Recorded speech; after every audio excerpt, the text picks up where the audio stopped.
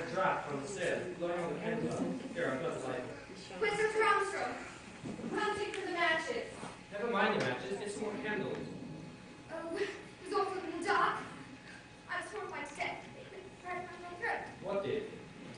Well, I went up to my room and the window was open, and when I opened the door, blew out my candle, and a long strand of seaweed went right around my throat. Thought in the dark that I was being strangled by a wet hand. I don't wonder you yelled. Who hung the seaweed there?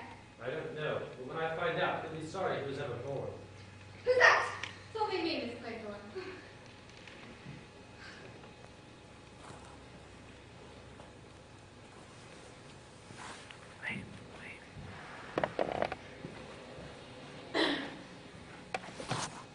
Here we are.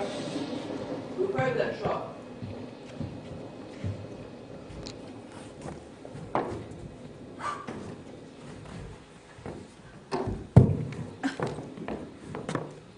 He's dead. Shot through the head. One got into Chancery, and then there were four. Miss Claythorne. Vera! You got me upstairs. You got me up there for the cigarettes. You did all of it so you could kill that helpless old man in the dark. You're mad. All of you. Crazy. That's why you wanted the yarn and the curtain. You planned it all long ago. For that. Oh, I want to get out of here.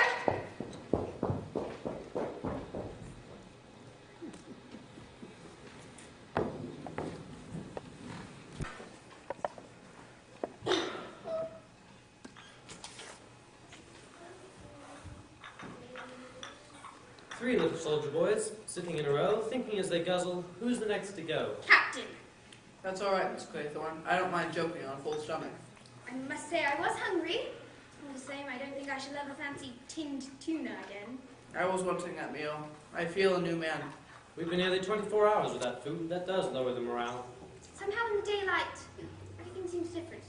You mustn't forget there's a dangerous homicidal lunatic somewhere loose on the island. How come one doesn't feel jittery about it anymore? Because we know now, beyond any possible doubt, who it is. Eh, Blore? That's right. It was the uncertainty before, looking at each other and wondering which. I said all along it was Dr. Armstrong. You did, my sweet, you did. Until, of course, you went completely bats and suspected us all. It seems rather silly in the light of day. Very silly. Allowing it is Armstrong. What happened to him? Well, we know what she wants us to think has happened to her. Oh, what exactly happened in the night? I mean, what did you find? One shoe, just one shoe, sitting prettily on the cliff edge. Inference, Dr. Armstrong has gone completely off her onion and committed suicide. All very circumstantial. Even to one little tiny soldier boy broken over there in the doorway. I think that was rather overdoing it. A woman wouldn't think of doing that if she was about to kill herself. Quite so, but we're fairly sure she didn't drown herself. But she had to make it appear as though she were the seventh victim, all according to plan. Suppose she really is dead. I'm a bit suspicious of death without bodies. How strange to think that there are 5 dead bodies in that room, and we've all been eating tinned tuna. The delightful feminine disregard for the facts. There are 6 dead bodies, and they're not on the net. Oh, no, she's right. There are only 5. What about Mrs. Rogers? I've counted her. She makes the 5th. Now look here. Marston 1, Mrs. Rogers 2, Wargrave, General Mackenzie 3, Rogers 4, Emily Brent 5, and Wargrave 6. 7, 8, 9, Armstrong 10. That's right, old man. Sorry. Don't you think it would be an idea if we brought Mrs. Rogers down and shoved her in the morgue too? I'm a detective, not an undertaker. For heaven's sake, stop talking about bodies. What if Armstrong has murdered them? We ought to have realized it was Armstrong straight away. How do you think she got hold of your revolver? I haven't the slightest idea. What exactly happened in the night? Well, after you threw your fit of hysterics, we all thought we'd better go to bed. So we all went to bed and locked ourselves in our rooms. About an hour later, I heard someone pass my door. I came out and tapped on Blore's door. He was there. Then I went to Armstrong's room. It was empty. Then that's when I came and tapped on your door and told you to sit tight, whatever happened. Then I came down here. The balcony window was open, and my revolver was lying just beside it. But why the devil should Armstrong chuck that revolver away? Don't ask me. Either an accident or she's crazy. Where do you think she is? Lurking about somewhere, waiting to have a crack at one of us. We ought to search the house. What, and walk into an ambush? Oh, I never thought of that. Are you quite certain you heard no one moving about when we went out? Oh, I imagined all sorts of things, but nothing short of setting the house on fire would have got me to unlock my door. I see. Just thoroughly suspicious. What's the use of talking? What are we going to do? If you ask me, do nothing. Sit tight and take no risks. Look here, I want to go after that fellow. What a dog of the bulldog breed you are, Blore. By the way, between friends and without prejudice, you did go in for that little spot of perjury, didn't you? Well, I don't suppose it makes any odds now. Lundor was innocent, all right.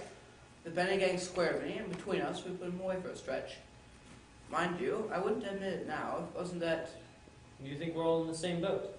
Well, I couldn't admit it in front of Mr. Justice Wargrave, could I? No, hardly. I say, that fellow Seaton, do you think he really was innocent? I'm sure of it. Old Wargrave had a reason for wanting him out of the way. Well, Blore, I'm delighted you come off your virtuous perch. I hope you made a tidy bit out of it. Nothing like what I ought to have done. They're a mean lot, that Benny gang. I got my promotion, though. And Lendor got penal servitude and died in jail. I couldn't tell he was going to die, could I? No, that was your bad luck. His, you mean? Yours too, because as a result of that fact, you may get your life cut short unpleasantly soon. What? Me? By Armstrong? I'll watch it. You'll have to. Remember, there are only 3 little soldier boys there. What about yourself?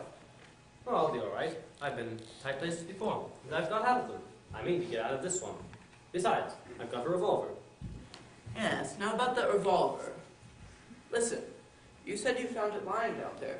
What's to prove you haven't had it all this time? Same old gramophone record. No room in your head for more than one idea at a time, is there, Blore? No, but it's a good idea. And you're sticking to it. And I would have thought of a better story than that if I were you. I only wanted something simple that a policeman could understand. What's wrong with the police? Nothing. Now that you've left the force. Now look here, Captain Lombard. If you're an honest man, as you pretend, Come, Blore, we're neither of us honest. if you're telling the truth for once, you ought to do the square thing. Chuck that revolver down there. Don't be a fool. I've said I'll go through the house looking for Armstrong, haven't I? If I'm willing to do that, will you lend me that revolver? No, I won't. That revolver is mine. It's my revolver, and I'm sticking to it.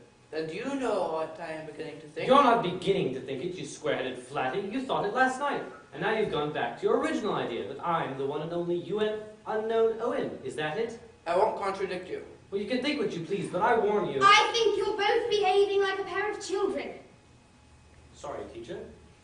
You see, Captain Lombard can't be the unknown Owen. The unknown Owen is Dr. Armstrong, and I'll give you one very good proof of it. Oh, what? Think of the rhyme. 3 little soldier boys going out to sea. A red herring swallowed one, and then there were 3. Don't you see the subtlety of it? A red herring. That's Armstrong's pretended suicide, but she really isn't dead, and it's only a red herring. That's very ingenious. To my mind, it's absolute proof. See, it's all mad because she's mad. She takes a queer, childish, crazy pleasure in taking that rhyme and making everything happen according to it. Dressing up the judge, killing Rogers when he was chopping sticks, and using a hypodermic syringe on Mrs. Rogers when she could have just as well drugged her. But she has to make it all fit.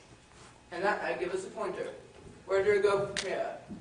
3 little soldier boys walking through the zoo, a big bear hugged one, and then there were 2. You'll have a job with that one. There's no zoo on the island. I say, Captain Lombard, what about a nice bottle of beer? Do stop thinking about your stomach, Blore. This craving for food and drink will be your undoing. Well, there's plenty of beer in the kitchen. Yes, and if anyone wants to get rid of you, the first place they'd think of putting a lethal dose would be in a nice bottle of beer. What's that? A boat! A boat!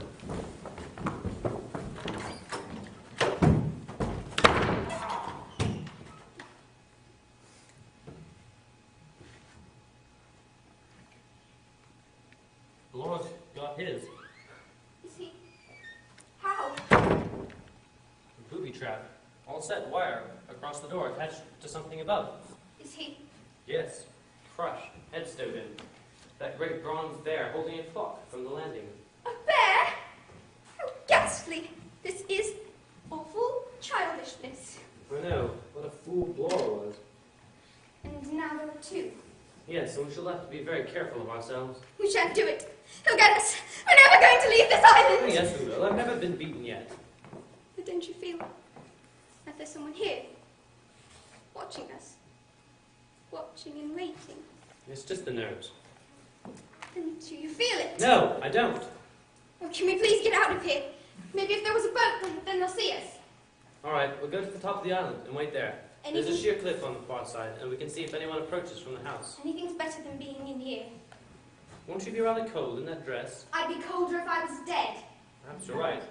A quick reconnaissance. Be careful. I'm not blow up. There's no window directly above. What is that?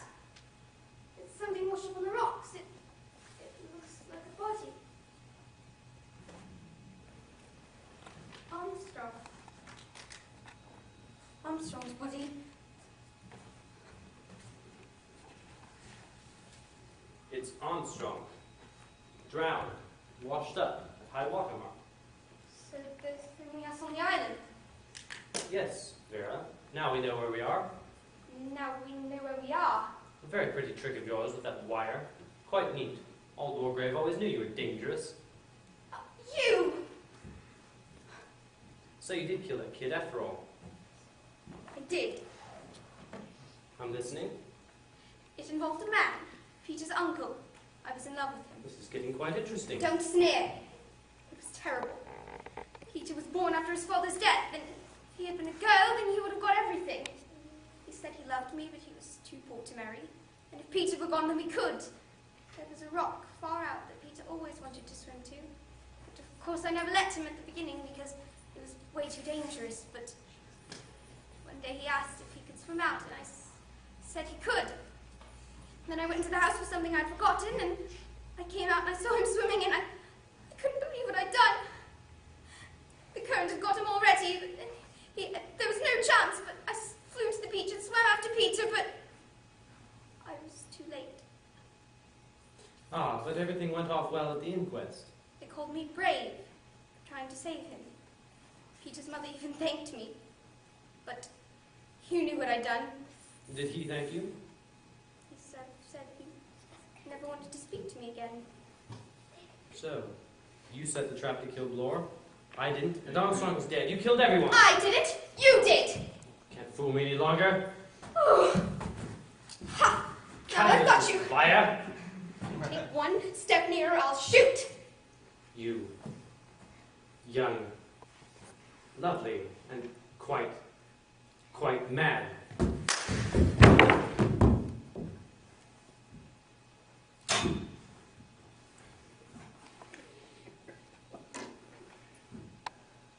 One little soldier boy, left all alone.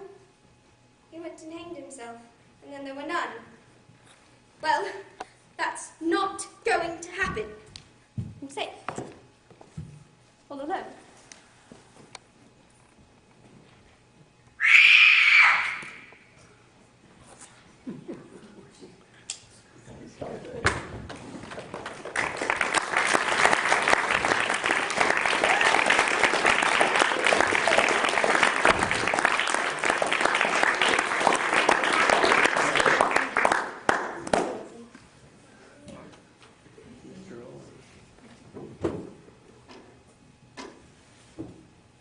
Well, officer, did you figure out what happened?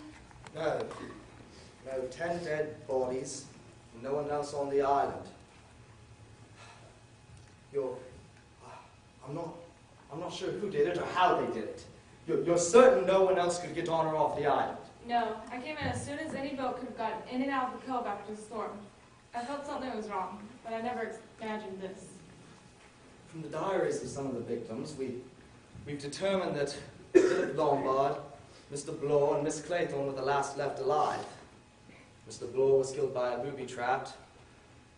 Lombard was shot, and it seems Miss Claythorne then hung herself. So it seems that Miss Claythorne killed them both and then hung herself. But it's strange, you see. There's no chair tipped underneath her. The only chair that was in the room was pushed neatly against the wall. I really have no idea who the murderer is. Sir, you want to see this? There's a letter on the bottle washed up on the beach. It's a confession. A confession?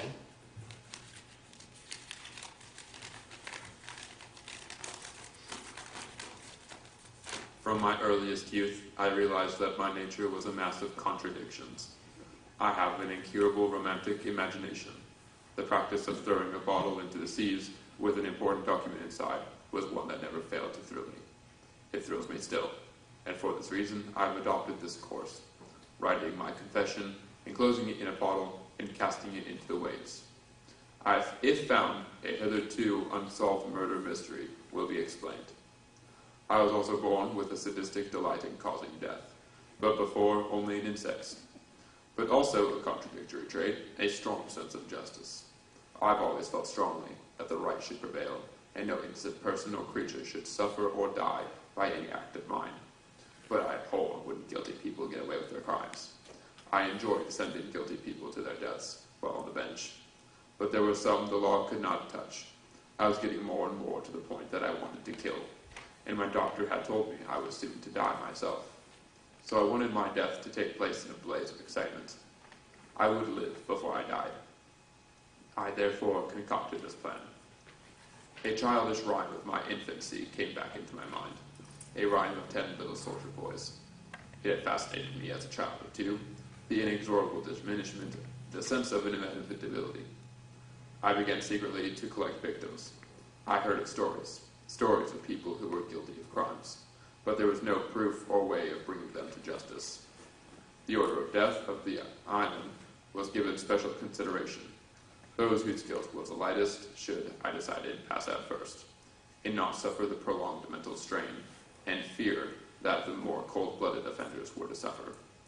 Anthony Marston and Mrs. Rogers died first. Marston had no feelings of moral responsibility, and Mrs. Rogers had most likely acted under the influence of her husband.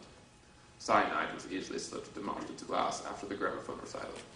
Chloral hydrate was slipped into the brandy before it was handed to Mrs. Rogers. General Mackenzie didn't see me slip up behind him with the knife and met his death quite painlessly. I killed Rogers while he was chopping sticks, and he didn't hear me approach. My last dose of chloral was slipped into Miss Brent's coffee when I was handing her a cup. When she was nearly unconscious, it was easy to inject a strong solution of cyanide into her. The bumblebee business was really rather childish, but somehow it pleased me. I liked adhering as closely as possible to my nursery rhyme. I needed an accomplice, and I selected Dr. Armstrong. She suspected Lombard, and I backed her up on her suspicions. I told her I had a scheme to catch the killer, and I suggested that I must appear to be the next victim. Armstrong was keen on the idea, and the plan to use a shower curtain and wool with a little plaster of red mud on the forehead worked perfectly. Armstrong checked my body, declared me dead, and put me with the others. Afterwards, I met with Armstrong on the cliff, and it was a simple thing to push her over the edge. Now there were 3, and one of them had a revolver. Laura was the one that triggered the booby trap, and then I waited and watched while Vera and Lombard talked. I saw her shoot him, a daring and resourceful young woman. I had hung the rope in her room, and it was an interesting psychological experiment. Would the consciousness of her own guilt and the state of nervous tension on having just shot a man be sufficient, together with the hypnotic suggestion of the rope, cause her to take her own life? I thought it would. Unfortunately, I was wrong. I had to hang her myself. I had to have my hanging. It completed the one. After I finish this confession, I will seal it in a bottle and toss it in the ocean. Then I will lay down on my bed. I will attach to the gun an elastic band, which I hope will deposit the gun far enough away from my body after I shoot myself. I was careful to preserve Miss Claythorne's fingerprints on the weapon. I shall be found laid neatly on my bed, shot through the forehead in accordance with the record kept by my fellow victims. Times of death cannot be stated with any accuracy by the time the bodies are examined. When the sea goes down, there will come from the mainland boats and men, and they will find 10 dead bodies and an unsolved problem on Soldier Island. Signed, Lawrence Wargrave.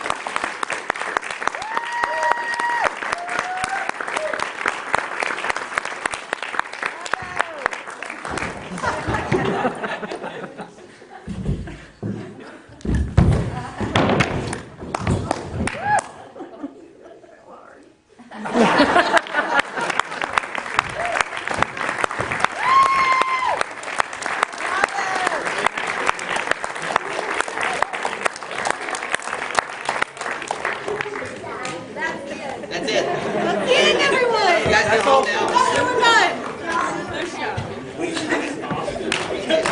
Hey, very good. That's all long.